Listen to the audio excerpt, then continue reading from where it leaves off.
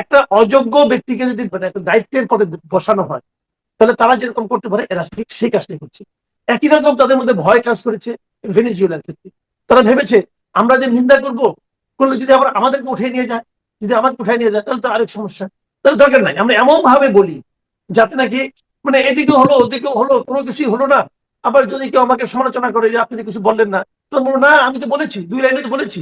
এই ঘটনাগুলো ভাই বছরের পর বছর আলোচিত হবে উদাহরণ হিসেবে, যে ইউনূস সরকার কত মানে আপনার নির্মম ছিল সমালোচনা, মানে সমালোচকদের বিরুদ্ধে কতটা নির্মম ছিল, সে কতটা মানে আপনার যুক্তিহীন ভাবে নির্মম ছিল, তার বড় উদাহরণ হিসেবে থাকবে। নির্লজ্জ বেহায়া সরকার ছাড়া আর কেউ এরকম করতে পারে না।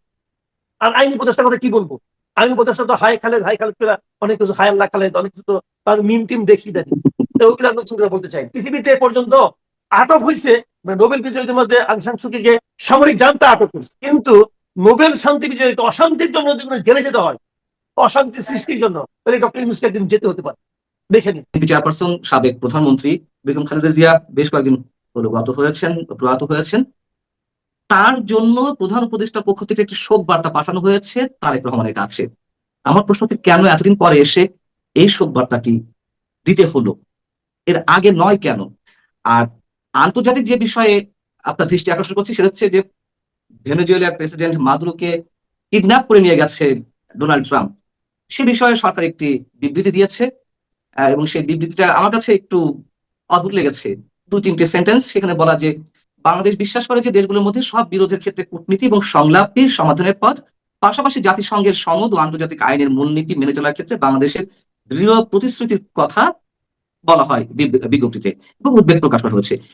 এই দুটি বিবৃতি, একটা শোক বিবৃতি, আর একটা হচ্ছে আন্তর্জাতিক ক্ষেত্রে ভেনেজুয়েলার ক্ষেত্রে, আপনি আহ প্রধান উপদেষ্টা বা সরকারের পক্ষ থেকে এই দুটিকে কি হিসেবে দেখছেন, কিভাবে মূল্যায়ন করবেন? যেহেতু আপনি দুটোকে একসঙ্গে উল্লেখ করলেন, তাহলে আপনি দুটোর ক্ষেত্রে আপনি একটা জবাব হয়তো আশা করেন আমার ধারণা। এবং সেই একটা জবাব হলো এই দুটো ঘটনার মাধ্যমে সরকার যে কতটা অকর্মণ্য, অযোগ্য, তার প্রমাণ তারা এখানে দিয়েছে। আমি প্রথমটার ক্ষেত্রে বলি, শোক বার্তা বিষয়টা হলো হঠাৎ করে কোথাও আমাদের মনে হয়েছে আচ্ছা উনি যে মারা গেলেন, আমরা তো অফিসিয়াল কোনো শোক দিলাম না, এটা কি আমাদের ভুল হয়ে গেল, নাকি এটা কোনো ঝামেলা হতে পারে? আবার যদি বিএনপি ক্ষমতায় আসে, তাহলে কি আমাদের ব্যাপারে তারা কি নমনীয় থাকবে, একটু দয়ালু থাকবে, নাকি থাকবে না? এই টেনশনটা ওনারা বুঝতে পারছেন না, এবং এই টেনশনে আতঙ্কিত হয়েছেন এবং ভাবছেন আর কি করা যায়। ঠিক আছে, একটা শোক বার্তা দিই, মানে একটা অযোগ্য ব্যক্তিকে যদি দায়িত্ব বা মানে একটা দায়িত্বের পদে বসানো হয়, তাহলে তারা যেরকম করতে পারে এরা ঠিক সেই কাজটাই করছে। একই রকম তাদের মধ্যে ভয় কাজ করেছে ভেনেজুয়েলার ক্ষেত্রে। তারা ভেবেছে আমরা যে নিন্দা করলে যদি আবার আমাদেরকে উঠিয়ে নিয়ে যায়, যদি আমাকে উঠায় নিয়ে যায় তাহলে তো আরেক সমস্যা। তাহলে দরকার নাই আমরা এমন ভাবে বলি যাতে নাকি মানে এদিকে হলো ওদিকেও হলো, কোনো কিছুই হলো না। আবার যদি কেউ আমাকে সমালোচনা করে যে আপনি কিছু বললেন না, তো বলবো না আমি তো বলেছি, 2 লাইনে তো বলেছি। 2 লাইনে এর চেয়ে ভালো আপনি বলতে পারতেন, অতএব আমি বলেছি। ভাই এগুলো হলো কি জানেন, অযোগ্য লোকদের নানা ধরনের ছুটানা। মানে আমাদের দুর্ভাগ্য হলো এমন অযোগ্য একটা সরকার আমরা পেয়েছি, যে যারা কোনো কিছু ঠিক একটা শোক বার্তাও ঠিক মতো দিতে পারে না। একটা দেখেন, ডোনাল্ড ট্রাম্প যে কাজটা করেছে, আমেরিকা যে কাজটা করেছে, পৃথিবীর পৃথিবীর কোন লজিকে, কোন অজুহাতে এটাকে আপনি জাস্টিফাই করতে পারবেন? অন্য একটা স্বাধীন সার্বভৌম দেশের প্রেসিডেন্টকে সে কিডন্যাপ করে নিয়ে গেছে, তারা নাকি বিচার করবে। আরে মানে তুই কি করস সারা দুনিয়াতে, এবং সারা দুনিয়ার যারা শাসক গোষ্ঠী আছে এরাও মানে আমার কাছে মনে হয় এত মেরুদণ্ডহীন, তারা কিছুই বলেন। আপনি দেখছেন গত 2 দিনে কোন একটা রাষ্ট্র এটার কোনো প্রতিবাদ অথবা নিন্দা করছে সেভাবে সরাসরি? সবাই পুতুপুতু করে, সবাই ভয় পায় যদি আমাকে নিয়ে যায়, আমাকে নিয়ে যায়। তো এইগুলো লোকে মানে এই সমস্ত মেরুদণ্ডহীন, ব্যক্তিত্বহীন, এবং মানে ঠিক আছে ভেনেজুয়েলার প্রেসিডেন্টের কি সমস্যা না সমস্যা এটা ওই দেশের জনগণ দেখবে। ভাই আপনি কে? একজন বৃদ্ধ উন্মাদ। আমি তো ডোনাল্ড ট্রাম্পকে বৃদ্ধ এবং উন্মাদ বলি। এই উন্মাদ এক একটা কাজকর্ম করতেছে, মানুষের কাছে মানুষ চোখে মুখে দেখাই দিচ্ছে আপনি কত বড় বেজি, কত বড় মানে এলোমেলো কাজ করছে, লজ্জাও পায় না। নিয়ে গেল, আমি নিয়ে গেলাম, তুমি কি করবা করো। এটা বলে সারা দুনিয়াকে হুমকি দিচ্ছে। সবাই ওই যে আপনার ওই আমাদের ইয়ের মতো, আমাদের গভর্নমেন্টের মতো ওরকম ভাবে বিবৃতি দিবে না, এটা উদ্বেগজনক, এটা ওইভাবে মীমাংসা হওয়া উচিত। আরে বেটা তোর উচিত অনুচিত কথা কে পাত্তা দেয়? কেউ পাত্তা দেয়নি, তোরা পাত্তা দেয়? আমাদের ইউনিভার্সিটি কি বললো না বললো, অথবা আমাদের বাংলাদেশ কি বললো না বললো, এগুলো কি আমেরিকা গড়ে নাকি ভাই?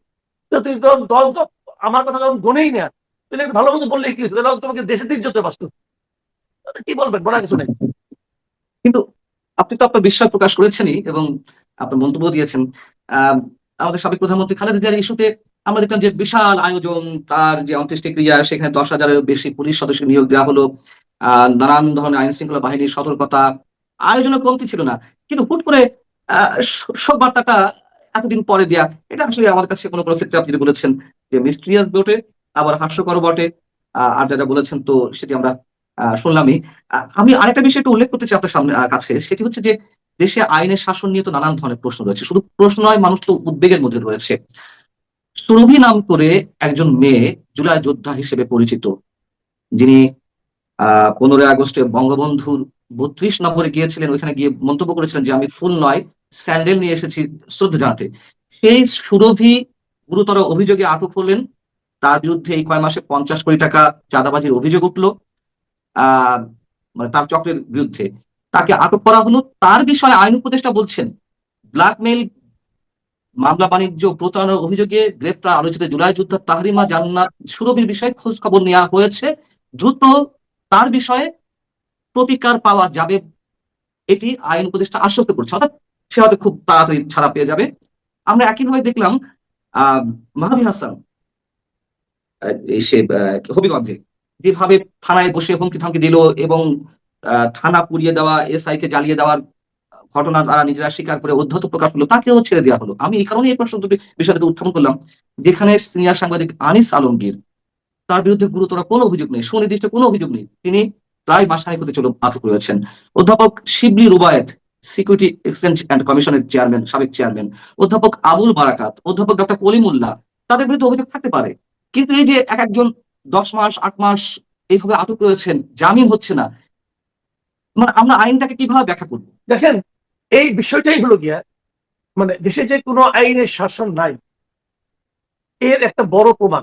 আপনি যে যে কয়টা ঘটনা বললেন, এই সব কয়টা ঘটনা প্রেক্ষিতে যদি এক কথায় উত্তর দেয়, সেটা হবে দেশে কোনো আইনের শাসন নাই। আইন যারা প্রয়োগ করছে অথবা সরকারে যারা আছে তাদের শাসন আছে, কিন্তু আইনের শাসন নাই। মানে আইন তো সরকার না, আইন এবং সরকার তো সমর্থক নয়। সরকার হলো আইনকে প্রয়োগ করে। আর এখানে সরকারের শাসন আছে, কিন্তু আইনের শাসন নাই। সরকার মনে করেছে যে এই লোকটা আমার জন্য বিব্রত, এই লোকটার কথাবার্তা আমি জবাব আমার কমন পড়ে না, এই যখন প্রশ্ন করে ওই প্রশ্ন আমার কমন পড়ে না, কমন না বলে তো উত্তর দিতে পারে না। ছোটবেলায় শুনে নাই, পরীক্ষা খাতা জমা দিয়েছি কেন উত্তর দেওয়া না কেন, ওই প্রশ্ন কমন পড়ে না। এখন আমাদের এই আনিস আলমগীর পরে অন্য যারা সাংবাদিক আছে যে সমস্ত প্রশ্ন করে, সে সমস্ত প্রশ্ন আমাদের কমন পড়ে না, কিন্তু উত্তর দিতে পারে না। এখন উত্তর দিতে না পারলে ওই লোকটা খারাপ। অতএব তাকে আপাতত প্রশ্ন করার হাত থেকে দূরে রাখতে হবে, তাহলে জেলে ঢুকাই দেয়। আচ্ছা, জেলে আপনি ঢুকান, মামলা করতেই পারেন, মামলা নিয়ে আমার কোনো আপত্তি নেই, মামলা করেন। কিন্তু এই মামলায় তাকে কি মামলা করলেন ভাই, কি অপরাধে মামলাটা করলেন তাকে? আমি আনিস আলমগীরের মামলার পুরো এজাহারটা সরকার পুলিশের থেকে যে এজাহার দিয়েছে সেই এজাহারটা আমি পড়েছি। মানে এমন হাস্যকর এজাহার। আরেকটা দেখেছিলাম একবার আপনাকে যখন অ্যারেস্ট করে তখন ওই এজাহারটা, মানে একটা ফানি এজাহার। মানে এজাহারের সঙ্গে বাস্তবতার কোনো মিল নাই। একজন লোক বলতেছে, অভিযোগ করতেছে আনিস আলমকে নাকি কোন দিন যায় না কোনো নিষিদ্ধ পার্টিকে উস্কাই দিছি। নিষিদ্ধ পার্টি কোনটা বাংলাদেশে? বাংলাদেশে এই মুহূর্তে নিষিদ্ধ পার্টি দুইটা, একটা হলো ছাত্রলীগ, আর একটা হলো হিজবুত তাহরির। বাংলাদেশে আর কোন সংগঠন নিষিদ্ধ নয়। আওয়ামী লীগ তো নিষিদ্ধ নয় ভাই, আওয়ামী লীগের রাজনৈতিক কর্মকাণ্ড স্থগিত করা হচ্ছে। আওয়ামী লীগ নিষিদ্ধ পার্টি না। তো সে লিখতেছে যে নিষিদ্ধ সংগঠনকে উস্কাই দিচ্ছে। কিভাবে কি হলো? যে দুটা ওখানে দেওয়া হয়েছে, আপনার লিঙ্ক দেওয়া হয়েছে, ওই লিঙ্ক দুটো আমি ভিতরে যে দেখছি, ওখানে ছাত্রলীগ অথবা হিজবুত তাহরির সম্পর্কে একটা শব্দ উচ্চারণ করে আনিস আলমগীর। তাহলে কিভাবে উস্কাই দিল বলেন? এই সরকার যদি মিনিমাম লজ্জা শরম থাকতো, সরকার অথবা বিচার বিভাগ যদি মিনিমাম লজ্জা শরম থাকতো, ওই মামলা সঙ্গে সঙ্গে বাতিল হয়ে যায়, খারিজ হয়ে যায়। আমাদের একটা বিচার বিভাগ আছে, তারা তাকে নিয়ে ভিতরে ঢুকাই দিবে, ঢুকে গেল। আর এদিকে রাতের বেলা কোর্ট বসে মেহেদী হাসানকে মুক্ত করে, যে মেহেদী হাসান নিজে বলতেছে যে আমি আগুন দিয়ে পুরাই দিচ্ছি একজন এসআই, সে নিজে বলতেছে। তাকে রাতের বেলা কোর্ট বসে মুক্ত করে দিলেন, এবং কি কি যুক্তিতে মুক্ত করে দিলেন? তার উকিল বলতেছে উনি বলতে চেয়েছিলেন থানা, যারা জনগণ থানা পুড়িয়েছে আমরা সেটাকে থামাতে গিয়েছিলাম, এটা উনি বলতে চেয়েছিলেন। এটা আমরা কেউ শুনলাম না, ওই উকিল শুনলো। অতএব উকিলের কথা ম্যাজিস্ট্রেট আমাদের বিচারক বিশ্বাস করলো, করে তাকে সরকার জামিন দিয়ে দিল। এইগুলি আইন, এগুলি আইনজীবী, এগুলি বিচারক। এই দেশে আমরা থাকবো এবং আমাদেরকে মানতে হবে যে আমাদের বিচার ব্যবস্থা ঠিক আছে, এটা আমাদের মানতে হবে। এটাই চলছে। কাজেই তুমি করলে খারাপ আর আমি করলে কোনো সমস্যা নাই। আনিস আলমদের এই ঘটনা, এরা মানে আমি বললাম তো, আপনার ঘটনা মানে মঞ্জুর আলম পান্নার ঘটনা অথবা আনিস আলমদের ঘটনা, আমি সাংবাদিকদের ঘটনা অথবা কার্জনের ঘটনা, এই যে ঘটনাগুলো, এই ঘটনাগুলো ভাই বছরের পর বছর আলোচিত হবে উদাহরণ হিসেবে যে ইউনূস সরকার কত মানে আপনার নির্মম ছিল সমালোচনা, মানে সমালোচকদের বিরুদ্ধে কতটা নির্মম ছিল, সে কতটা মানে আপনার যুক্তিহীন ভাবে নির্মম ছিল, তার বড় উদাহরণ হিসেবে থাকবে। এবং এই উদাহরণগুলো তারা জিয়ে রাখতেছে। তাদের তো উচিত ছিল, এই সরকারের এই রাষ্ট্রের উচিত ছিল যে আনিস আলমগীরের কাছে আপনার কাছে এসে ক্ষমা চাওয়া, যে আমরা অন্যায় করেছি তোমরা আমাকে ক্ষমা করে দাও। আর তারা এগুলো এখন চালিয়ে যাচ্ছে। কি করবেন, এটা বলার কিছু নাই। মানে এক নির্লজ্জ বেহায়া সরকার ছাড়া আর কেউ এরকম করতে পারে না। আর আইনি উপদেষ্টার কথা কি বলবো, আইনি উপদেষ্টা তো হাই খালেদ অনেক কিছু, হাই আল্লাহ খালেদ অনেক কিছু, তো তার মিম টিম দেখিয়ে দেন, ওইগুলো নতুন করে বলতে চাই না। কিন্তু অভিযোগ তো থাকতেই পারে। এই যে মানুষগুলা, সাংবাদিক আনিস আলমগীর বা আপনি আমাদের কথা বললেন, আমরা তো কোনো একভাবে বেরিয়েছি মাসের পর মাস কারাগারে খেটে, কারাগারে জীবনযাপন করে। এখনো যারা রয়েছেন, অধ্যাপক শিবলি রুবায়েত, অধ্যাপক ডক্টর কলিমুল্লাহ, অধ্যাপক আবুল বারকাত, এই মানুষগুলা মানে জামিন পাওয়ার তো মানুষের ন্যূনতম আইনগত অধিকার, ন্যূনতম দেখেন সর্বোচ্চ। আমি একটা কথা বলি, আমি ওইগুলোর সঙ্গে আপনার মিলাই না কেন? দেখেন আপনার কলিমুল্লাহ সাহেবের মামলা আর আপনার মামলা এক না। কলিমুল্লাহ সাহেবের মামলা এবং ইয়ের মামলা, আনিস আলমগীরের মামলার ধারাও এক না, অভিযোগ এক না, কর্মকাণ্ড এক না। কলিমুল্লাহ সাহেব মামলা উনি যে কাজে, আমরা ওনাকে যে কারণে আমাদের লোক মনে করি, আমাদের ক্লোজ লোক মনে করি, আমাদের মতো মনে করি, সেটা হলো গিয়ে আমাদের সঙ্গে টক শোতে দেখা হয়, আমাদের সঙ্গে বিভিন্ন টক শোতে বসি, আমরা ভাবি কলিমুল্লাহ সাহেব এটাই, সেই জন্য ওনার প্রতি আমাদের, কিন্তু ওনাকে তো এই মামলায় ধরা হয় নাই। তবে এটা বুঝি এর চেয়েও বড় অপরাধে অনেকের বিরুদ্ধে মামলাই হয় না, ওনার বিরুদ্ধে হয়েছে এই কারণে এটা বুঝি, এটা আকার ইঙ্গিতে বুঝি যে এই কথা বলার কারণে ওনাকে আটকানো হয়েছে। কিন্তু ওনার বিরুদ্ধে অন্য একটা মামলা করা হয়েছে, তার অনেক আগের মামলা ঘটনা যেটা, যে সেটা নিয়ে আমি ওটা নিয়ে আমি আপনার সঙ্গে মিলাবো না ভাই, ওটা অন্যায়। কারণ ওই মামলা তার জামিন, আমি বলছি জামিন পাওয়ার ক্ষেত্রে। আমি সেটাই বলছি। এবং এটা তো জামিন যোগ্য মামলা, এই মামলা তো এমন নয় জামিন অযোগ্য মামলা, তা তো নয়। যে মামলাই হোক, যে জামিন যোগ্য হয় তার জামিন তাকে দেবেন না কেন? আর আপনাদের তো মামলাই হয় না রে ভাই। সন্ত্রাস বিরোধী আইন আপনি কি অপরাধ করছেন বলেন তো? সন্ত্রাস বিরোধী আইন মানে কোথায় ভঙ্গ করলো আইন আলমগীর? বলেন আপনি, এটা পৃথিবীর কেউ বলবে? আন্তর্জাতিক সংস্থাগুলো কিন্তু আপনার ব্যাপারে বিবৃতি দিয়েছে, আনিস আলমগীরের ব্যাপারে বিবৃতি দিয়েছে। এগুলো তো মত প্রকাশের স্বাধীনতা আপনি লঙ্ঘন করতেছেন। বরং যে সরকার যে কাজটা করতেছে তারা তো সংবিধান লঙ্ঘন করতেছে, এবং এদের বিরুদ্ধে সংবিধান লঙ্ঘনের বিরুদ্ধে মামলা হওয়া উচিত। তো কে জানি বলছিল, বুঝছেন, আমি বলি আপনাকে, কে যেন বলছিল যে পৃথিবীতে পর্যন্ত মানে আটক হয়েছে, মানে নোবেল বিজয়ীদের মধ্যে আং সান সু চিকে সামরিক জান্তা আটক করছে, কিন্তু নোবেল শান্তি বিজয়ী অশান্তির জন্য যদি জেলে যেতে হয়, অশান্তি সৃষ্টির জন্য, তাহলে ডক্টর ইউনূসকে একদিন যেতে হতে পারে। দেখে নিন, উনি যা কিছু করতেছেন এই দেশে, দেশের জন্য অশান্তি ছড়িয়ে দিচ্ছেন, মানুষকে কথা বলতে দিবেন না। আবার বলে যে আপনারা প্রাণ খুলে মন খুলে সমালোচনা করুন, মন খুলে সমালোচনা করতে সহ্য করতে ভাই পাও না কেন? কি করে তুমি নিয়ে গেলা জেলে? কি করে নিয়ে গেছো? কথা বলার কারণে, লজ্জার কথা। ঠিক একইভাবে আপনাকে নিয়েও মানুষের মধ্যে নানা ধরনের উদ্বেগ উৎকণ্ঠা রয়েছে। আমরা নিশ্চয়ই সেটি চাই না, সর্বান্তকরণও চাই না যে এটি কোনোভাবেই সফল হোক। এবং আপনার আব্দুল তুষারকেও নিয়ে মানুষ নানান ধরনের উদ্বেগ উৎকণ্ঠার মধ্যে রয়েছে এখন। মানে ভাই এইগুলিকে পাত্তা দিন ভাই, যেখানে আপনি গেছিলেন না, আপনি মারা গেছেন, মারা গেছেন আপনি, সমস্যাটা কি ভাই? মারা গেলে মারা যাবো, সমস্যাটা কি? পৃথিবীতে তো জন্ম যখন নিচ্ছে কিন্তু মরতেই হবে। যতক্ষণ আপনি বাঁচবেন ততক্ষণ আপনি বিবেকবান মানুষের মতো বাঁচবেন কিনা সেটা হলো ইম্পর্টেন্ট কথা। কাজেই ওইগুলি হিসাব করি না ভাই, ওইগুলি বলে লাভ। নিঃসন্দেহে তাই। যখন আইন শৃঙ্খলা পরিস্থিতির কথা উঠছে বা আদালত বিচারের কথা উঠলো, তখন সেই অবস্থার মধ্যে দিয়ে আসলে যে নির্বাচনটি হওয়ার কথা রয়েছে, সেই নির্বাচন কিভাবে সম্ভব? একটা সুষ্ঠু, সুন্দর বা ঐতিহাসিক, ডক্টর ইউনূস যেটি বলছেন, বারবার কথা বলেন যে আমরা বর্বরতা থেকে সভ্যতায় প্রবেশ করেছি, আমরা একটা ঐতিহাসিক নির্বাচন দেব। এবং যেই ফ্যাসিস্ট শক্তি, বারবার ফ্যাসিস্ট বলে অভিহিত করা হচ্ছে আওয়ামী লীগকে, সেই ফ্যাসিস্টদের ভোটারদের দিকে তাকিয়ে আছে এখন যারা রাজনৈতিক মঞ্চে রয়েছে সেই রাজনৈতিক দলগুলো। জামাত ইসলামী তো বলেই ফেলেছে তাদের কোনো নেতা যে আওয়ামী লীগ থেকে যারা জামাতে জয়েন করবে তাদের দায় দায়িত্ব সব জামাতের। আপনি কি বলবেন এখানে? হ্যাঁ, সব ব্যবস্থা নিবে, তারপর ভোট করা পায় না। ভোট তো পাবে না, ভোট পাবে না বলি, আওয়ামী লীগের লোকজন শেষ পর্যন্ত ভোট দেবে কিনা আমার সন্দেহ আছে। কারণ একটা সময় ছিল, একটা ইকুয়েশন ছিল যে আওয়ামী লীগে আপনার গত অগাস্টে পর থেকে গত বছরের নানা জায়গায় প্রত্যন্ত অঞ্চলে আওয়ামী লীগের লোকদের উপর নানা ধরনের টর্চার হয়েছে, চাঁদাবাজি হয়েছে, মিথ্যা মামলা হয়েছে, এবং এগুলোর পেছনে ছিল বেসিক্যালি বিএনপি লোকজন। সেই বিবেচনায় ওই সমস্ত জায়গায় অনেক জায়গায় জামাতের লোকজন আওয়ামী লীগের লোকজনকে এক ধরনের প্রোটেকশন দিয়েছে, এটা সত্য, এটা অস্বীকার করার কোনো উপায় নাই। কিন্তু সেই কারণে অনেকে ভেবেছিল যে জামাতের প্রতি বোধহয় আওয়ামী লীগের এক ধরনের সিম্পেথি কাজ করলে করতেও পারে, এ ধরনের একটা ধারণা মানুষের মধ্যে হয়েছে, আমার মধ্যে হয়েছিল। কিন্তু জামাত যে ব্লান্ডারটা করেছে সেটা হলো তারা এনসিপির সঙ্গে জোট করে ওই আওয়ামী লীগের যা দুই একটা ভোট তাদের পাওয়ার একটা সম্ভাবনা ছিল ওটা হারাবে। এখন এই কারণে হারাবে যে আওয়ামী লীগ তো এনসিপির উপরে খেপারে ভাই। আওয়ামী লীগের যে রাজনীতিটাকে স্থগিত করা হয়েছে এটা কে করছে? এনসিপি করছে। তো সেই কারণে এনসিপি যে জোটে আছে সেই জোটকে আওয়ামী লীগ ভোট দেবে, মাথা খারাপ হয়েছে, মাথা খারাপ হয়েছে। তো জামাত আওয়ামী লীগের যে দুই একটা ভোট পাইতো যেটা এনসিপির সঙ্গে করে তারা হারাইছে। এখন আপনি বলবেন যে এই ইকুয়েশন কি এনসিপি জামাত বুঝে না? বুঝে। জামাতের সমস্যাটা কিছু জানেন? জামাত দেখছে যতই দিন যায় ৭১ তো তারা ছাড়ে না। সে যত ৭১কে ছাড়াতে যায় ৭১ তার পাশে লাগিয়ে আছে 18 বছর। এখন ৭১কে ছাড়িয়ে বলে না যে কাঁঠালের আঠা ছাড়ানোর জন্য লোকে সরিষার তেল ব্যবহার করে। তখন জামাত মনে করেছিল যে এনসিপি হয়তো তাদের জন্য সরিষার তেল হিসেবে ব্যবহৃত হতে পারে। তারা হয়তো ওই বলতে পারবে যে না ৭১ না ২৪ এই ভূমিকা ৭১ বিকল্প হিসেবে ২৪ নিয়ে আসবে। কিন্তু ৭১ বিকল্প যে ২৪ না, এটা তো এই দেশের জনগণ অনেক আগেই রায় দিয়ে দিচ্ছে। মাঝখান থেকে কি হয়েছে? জামাতও ভোটের যে ইকুয়েশন তারা করেছিল ওটা যেমন মিস করবে, তেমনি তেমনি এনসিপির যে রাজনৈতিক যে সম্ভাবনা ছিল সেটা একদম ধূলিসাৎ হয়ে গেছে।